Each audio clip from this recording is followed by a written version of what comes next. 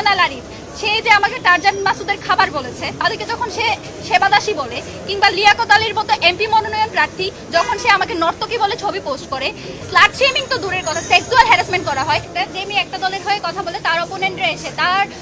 Comment box, তার inbox একেবারে ভাসিয়ে ফেলে, নোংরা শব্দ চয়ন, তার অশ্লীল ভিডিও বানানো, এইগুলো হয়ে আসছে গত জুলাই থেকে। তো আমাদের যেটা আফসোস সেটা হলো গত 16 বছর ধরে যাদের সাথে থেকে, যাদেরকে আমরা ভাই হিসেবে পাশে রেখে এত বছর ধরে যুদ্ধ করেছি, যাদের সাথে হাতে হাত রেখে, যাদের পাশে পাশে থেকে আমরা জুলাই আন্দোলন সফল করেছি, সেই সব ভাইয়েরাই যখন আমাদের সাথে এই ধরনের শব্দ চয়ন করে বা আমাদের ব্যাপারে এই ধরনের ভিডিও বানায়, অশ্লীল কুরুচিপূর্ণ কথা বলে, তখন সেটা আমাদের জন্য আসলেই কষ্টকর। এবং সেটা হচ্ছে আমাদের জন্য কি বলবো, আমাদের জুলাইয়ের একটা ব্যর্থতা বলে আমরা মনে করি। দেখুন গত জুলাইও কিন্তু এই ধরনের অনেক কিছুই হয়েছিল, যে ছাত্রলীগের যে মেয়েরা ছিল তাদেরকে বিভিন্নভাবে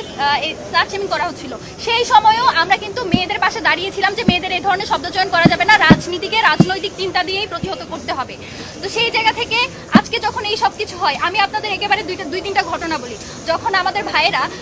ছাত্রদলের ভাইয়েরা যখন এই ফ্রেমিং করার চেষ্টা করে যে কারো কি ধরনের কে কাকে সমর্থন করে সেটার ভিত্তিতে যদি কেউ নেতা হয়ে যায়, এই যে পোস্টেড নেতা সহসভাপতি কেন্দ্রীয় হাসান আল আরিফ, সে যে আমাকে টারজান মাসুদের খাবার বলেছে। সেকেন্ডলি আমাদের মনসুরা আপা, আমাদের গত 16 বছরের একেবারে সহযোদ্ধা, যাকে আমরা সংগ্রামী নেত্রী হিসেবে মানতাম, সে যখন আমাদের ছাত্রী সংস্থার যারা গত 16 বছর ধরে তাদের চেয়েও বেশি নির্যাতিত ছিল, তাদেরকে যখন সে সেবাদাসী বলে, কিংবা লিয়াকত আলীর মতো এমপি মনোনয়ন প্রার্থী যখন সে আমাকে নর্তকী বলে ছবি পোস্ট করে, হেমা চাকমার মতো বাম জোটের নেত্রী যখন হচ্ছে অশ্লীল শব্দচয়ন আমাকে উদ্দেশ্য করে, ব্রততী চক্রবর্তী মৌলী, আশিকুর রহমান রোহান, যারা হচ্ছে নোমান আহমেদ চৌধুরী স্বতন্ত্র শিক্ষার্থী জোটের যে প্রার্থী, তার হয়ে যারা পিআর করে, সেই বামপন্থী লোকেরা যখন এই ধরনের কথাগুলো বলে, তখন আসলে আমরা কারো প্রতিবাদ দেখতে পাই না।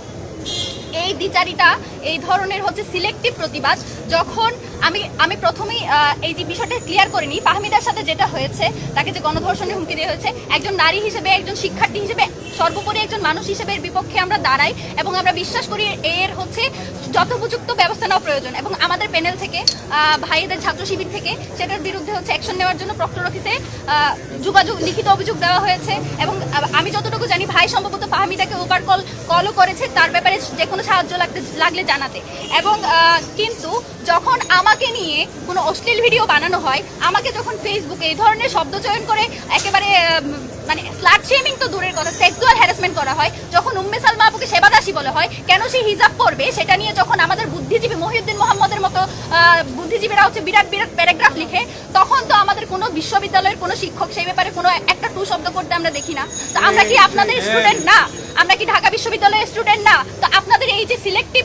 এই যে প্রতিবাদ বলেন, আপনাদের এই যে দরদ, সেটা শুধুমাত্র এক পক্ষের জন্য কেন? যদি আপনারা ঢাকা বিশ্ববিদ্যালয়ে যদি নিরাপদ ক্যাম্পাসে তৈরি করতে চান, একটা যদি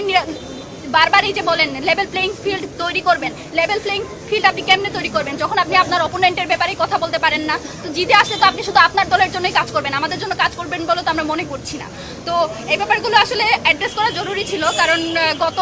যখন থেকে মনোনয়নপত্র কিনেছি আমার উপর দিয়ে অনেক কিছু গিয়েছে, এবং সবকিছু সহ্য করে এই জায়গায় পড়ে থাকার একটাই কারণ, এই যে এই জায়গায় আসা, এটা হচ্ছে যেই জনগোষ্ঠীর যে স্টেকটা, যাদের টাকায়, যাদের পয়সায় আমরা এখানে ঢাকা বিশ্ববিদ্যালয়ে পড়াশোনা করি, সেই আসলে জনমানুষের স্টেকটা আসলে বাংলাদেশের ক্ষমতায় বলেন, বাংলাদেশের নেতৃত্বে বলেন, সেই শরিকানা নেই। তাদের সেই শরিকানা নিশ্চিত করার জন্য এই জায়গায় আমি দাঁড়িয়ে আছি শক্ত হয়ে। এবং যে মেয়েগুলো আসলে কথা বলতে পারে না, আমাদের মতো যারা হচ্ছে কোনো রাজনৈতিক দলের হয়তো সেই সাপোর্টটা পায় না, বা একেবারে ক্ষমতার কাছাকাছি থাকাদের সাথে তারা থাকে না, তারা যে কথা বলতে পারে না, সেই কথা বলাটা জরুরি বলে এই জায়গায় এখনো পর্যন্ত এত কিছু সহ্য করে বসে আছি, এত কিছু সহ্য করে শক্ত হয়ে আছি, যাতে আমার মতো 8-10 জন এই কথাটা বলার সাহস পাই, বা যারা বলতে পারে না তাদের হয়ে আমি কথাটা বলতে পারি। এবং এই কথাটা আমি বলে যাবো, সেটা যদি ফাহমিদার জন্য বলতে হয়, ফাহমিদা আমার অপোনেন্ট হোক, ফাহমিদা হচ্ছে আমার বিপরীত আইডিওলজির হোক, তার জন্য আমি কথা বলবো। আমি এক্সপেক্ট করব আমাদের যারা অপোনেন্ট আইডিওলজির আছে তারাও আমাদের জন্য কথা বলবে। অন্তত ইনসাফের স্বার্থে হলেও আপনারা এইটুকু কথা বলবেন যে অন্য একটা মেয়েকে নিজেদের জন্য যদি আগে বন্ধ করতে চান, অপরের জন্য কথা বলা শুরু করেন।